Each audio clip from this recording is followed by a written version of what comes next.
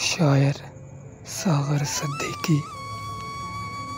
یہ جو دیوانے سے دو چار نظر آتے ہیں، ان میں کچھ صاحب سردار نظر آتے ہیں۔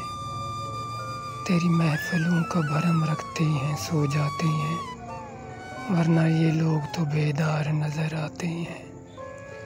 دور تک کوئی ستارہ ہے نہ جگنو، مرگ و امید کے آثار نظر آتے ہیں۔ میرے دامن میں شراروں کے سوا کچھ بھی نہیں، آپ پھولوں کے خریدار نظر آتے ہیں۔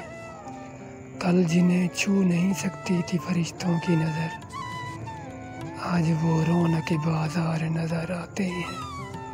حشر میں کون میری گواہی دے گا ساغر، سب تمہارے ہی طرفدار نظر آتے ہیں۔